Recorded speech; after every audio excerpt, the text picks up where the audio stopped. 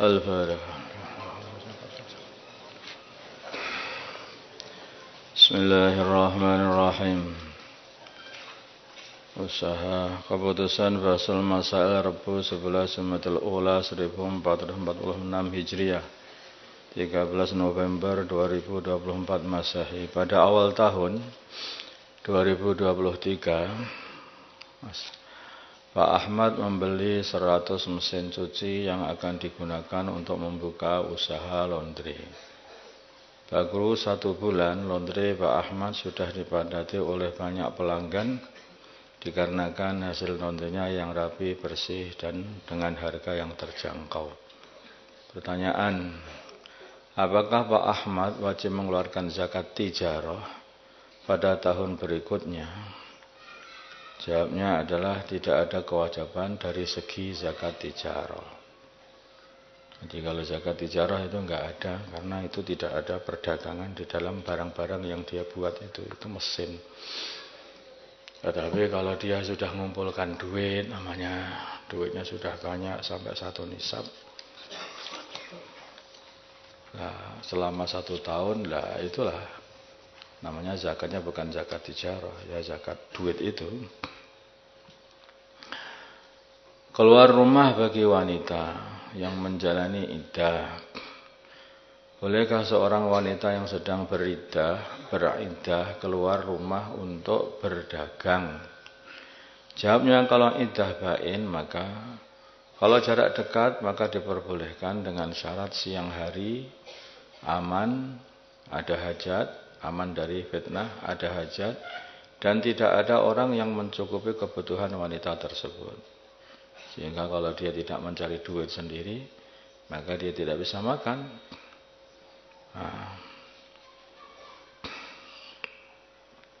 Maka ini diperbolehkan. Kalau jarak jauh, maka tidak boleh kecuali darurat. Kalau iddah raj'i, masih balik lagi, maka tidak boleh keluar baik jarak dekat ataupun jarak jauh, kecuali dalam keadaan darurat atau sudah mendapat izin dari suaminya. Karena dia itu masih bisa balik lagi. Bain kubro adalah wanita, catatan, bain kubro adalah wanita yang ditolak 3. Bain sugro adalah wanita yang tinggal mati suaminya atau difasah dan dikhulu.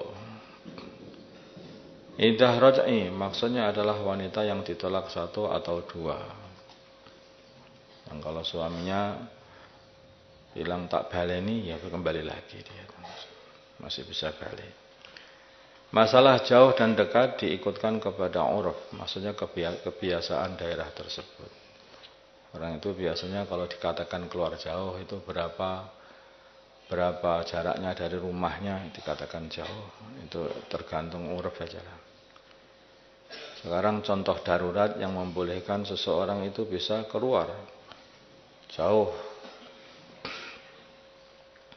Di antara contoh darurat diperbolehkan keluar rumah, wanita yang telah dicerai tidak diberikan nafkah. Nah, ini. Dan tidak diizinkan keluar serta tidak punya harta. Sehingga membahayakan nyawanya dan atau anaknya. Ini berarti darurat dia nih. Mesti keluar, mencari uang. Kalau enggak, dia enggak makan, anaknya enggak makan. Kondisi seperti itu.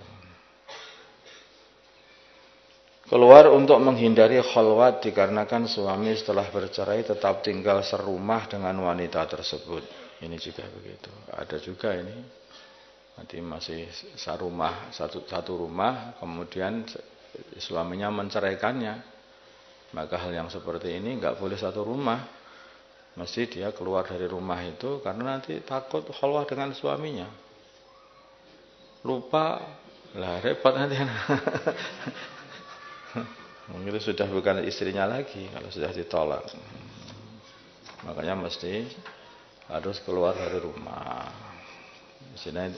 Istilah di dalam rumah itu tidak aman fitnah. Di rumah itu tidak amnul fitnah. Ya, dengan bekas suaminya itu maksudnya, terutama.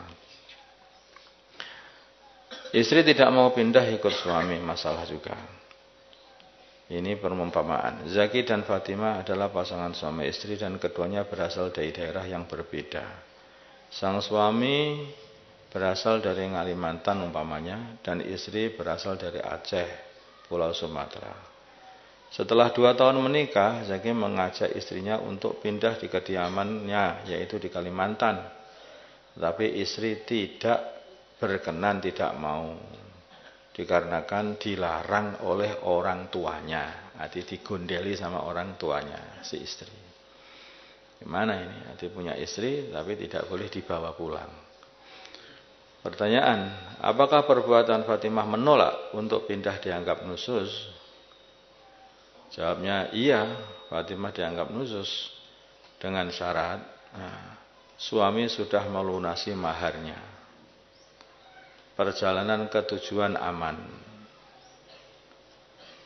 Rumah dan kampung yang dituju aman dan layak bagi istri. Contoh bukan tempat yang terkena wabah penyakit, namanya seperti itu. Rumah yang dituju dilengkapi dengan fasilitas yang memadai, yang layak bagi istri. Rumah yang dituju dilengkapi dengan fasilitas yang memadai, yang layak bagi istri. Karena istri kan berbeda-beda kondisinya. Kalau anaknya pedagang, anaknya petani kan juga bisa berbeda. Lingkungan yang dituju bukanlah tempat yang dapat menyebabkan rusaknya agama si istri. Makanya itu lingkungan dituju itu tempatnya orang-orang yang banyak kemaksiatan, banyak wah itu bisa berbahaya dengan agama istri. Yang seperti itu istri bisa menolak. Tetapi kalau semuanya aman semuanya, lah ini namanya nusus, dosa. Mahar dengan bacaan Al-Quran. Ada orang ini banyak membaca Al-Quran satu khataman. Mahar adalah suatu yang diserahkan oleh suami kepada istrinya dalam akad nikah, baik berupa uang ataupun benda berharga lainnya. Namun ada sebagian orang menyerahkan mahar berupa membaca ayat suci Al-Quran, seperti membaca Ar-Rahman atau Al-Quran sekali khataman, dengan mahar satu khataman Al-Quran. Pertanyaan, bagaimana hukum mahar berupa membaca surat Ar-Rahman atau Al-Quran satu khataman? Jawabnya hukumnya sah, sudah mencukupi sebagai mahar. Adapun cara menunaikan mahar bacaan Al-Quran terdapat beberapa cara. Pertama, membacanya di sisi istri.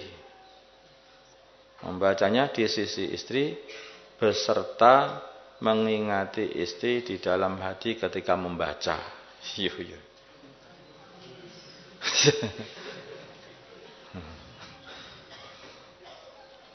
Dua, setelah selesai membaca, cara yang kedua, setelah selesai membaca, suami berdoa agar pahala bacanya diberikan atau dihadiahkan untuk istri.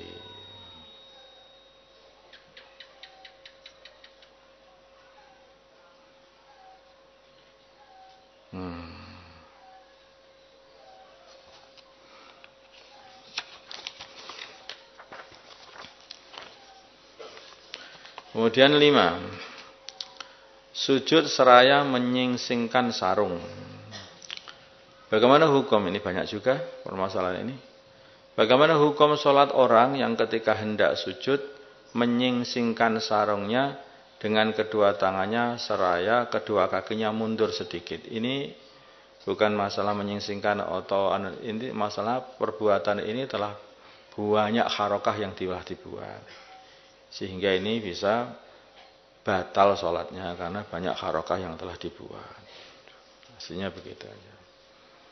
Orang-orang itu menyingsingkan sarung, kemudian atau menyingsingkan jubahnya. Ada juga yang menyingsingkan jubah kadang-kadang. Sarungnya nggak disingsingkan, tapi jubahnya diangkat biar nggak kotor karena putih jubahnya. Nah, itu ada juga. Itu sehingga sampai ke pinggang jubahnya. Itu pun ketika nanti duduk Mbak duduk mau sujud, dia mundur dikit juga, masih mundur lagi. Jadi banyak harokat atau banyak gerakan yang telah dibuat. Sehingga gerakan-gerakan ini kalau dihitung lebih daripada 3. Inilah menjadikan yaitu orang itu bisa batal sholatnya.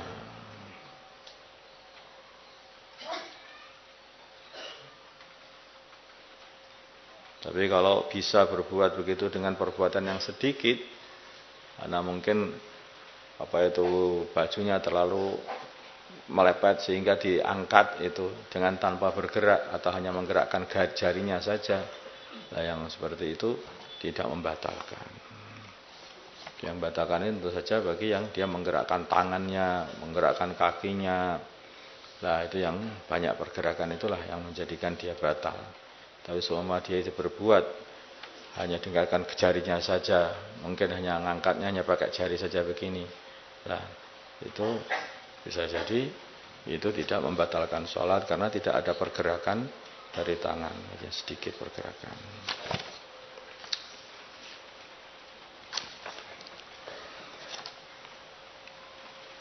Sebetulnya ketika sujud mundur itu hanya suatu kebiasaan aja. Nggak usah dibiasakan lah mundur-mundur itu. Nanti kalau sebetulnya ini kan jarak kan soft itu sudah 1 meter atau 1,20 meter. Itu untuk kebanyakan orang Indonesia ini sudah cukup lah untuk sujud itu. Jadi nggak perlu mundur. Nanti kalau mundur, lah takutnya orang yang di belakang malahan yang kena kepala malahan. Belum lagi sholat kamu sendiri juga berbahaya. Kalau sampai gerakannya yaitu gerakan banyak, lah itu bisa merusakkan sholat. Sholat itu yang bagus, yang tetap kayak Abdullah bin Umar. Abdullah bin Umar itu kalau sholat dikatakan seperti pohon. Diem tetap. Yang bergerak-gerak itu hanya bajunya saja karena diterpa angin. Sedangkan tubuhnya betul-betul kenceng, siap. Nah, berdiri dengan tegap, dengan lurus, tidak obah-obah kayak mau jatuh aja enggak. Kemudian rukuk dengan lurus, nah, rukuk mengkak, batal dewasa sholatnya. Jadi apa-apa itu dibuat memang dilatih. Tapi kalau enggak ada latihan, semuanya itu ya akhirnya jadi tidak baik. Bahkan bisa jadi tidak sah salatnya. Allahumma salli ala Sayyidina Muhammad wa ala Sayyidina Muhammad wa ala Sayyidina Ibrahim wa ala Sayyidina Ibrahim wa ala Sayyidina Muhammad wa ala Sayyidina Muhammad barakta ala Sayyidina Ibrahim wa ala Sayyidina Ibrahim fil alamin innaka Hamidum Majid. Allahumma arham ummata Sayyidina Muhammad, Allahumma ighfir ummata Sayyidina Muhammad, Allahumma aslih ummata Sayyidina Muhammad.